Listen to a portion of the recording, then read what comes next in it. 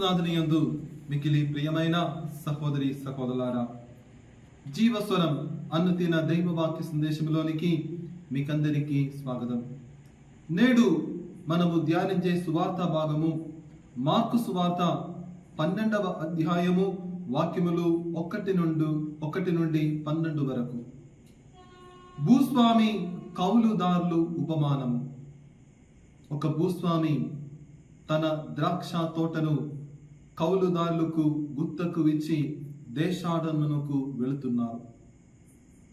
అలా రోజులు గడిచుచుండగా కౌలుదారులు తాము కౌలుదారులే అనే సంగతిని మరచి ఆ ద్రాక్ష తోటని సొంతం చేసుకోవడానికి ప్రయత్నిస్తున్నారు. తమకు చెందని దానిని సొంతం చేసుకోవడానికి వారు చేసిన ప్రయత్నములో వారు విఫలమైపోతున్నారు.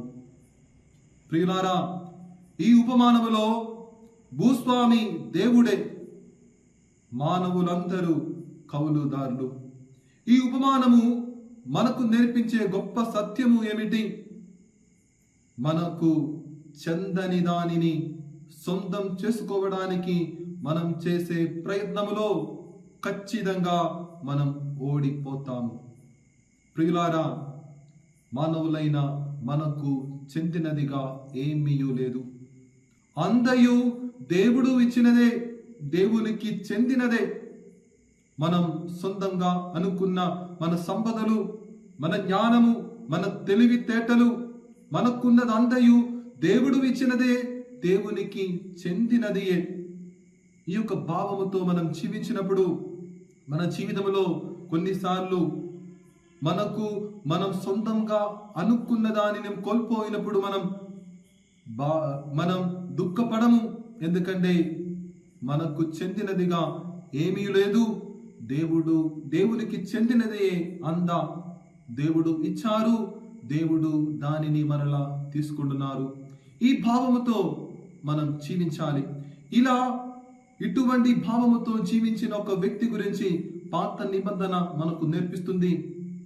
ఆ వ్యక్తి పేరు యోబు.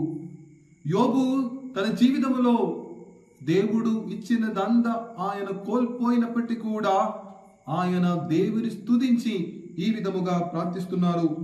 యోబు గ్రంథము 1వ అధ్యాయము 21వ వాక్యములో ఆయన చేస్తున్నటువంటి అతి మనోహరమైన ఒక ప్రార్థన ఉంది. నేను దిగంబరుడునుగానే తల్లి కడుపు నుండి వెలువడిదిని, దిగంబరుడునుగానే ఇచ్చట నుండి వెడలిపోయేదను. ప్రభువు ఇచ్చను, ప్రభువే తీసుకొనను, ప్రభువు నామమునకు స్తుతి కలుగునుగాక. ఈ ప్రార్థన గొప్ప నమ్మికతో, విశ్వాసముతో మనం చేయాలి. మనకు చెందినదిగా ఏమీ లేదు. అందయు దేవుడు ఇచ్చినదే, దేవునికి చెందినది. ఈ యొక్క భావముతో జీవించుటకు మనం ప్రయత్నిద్దాం.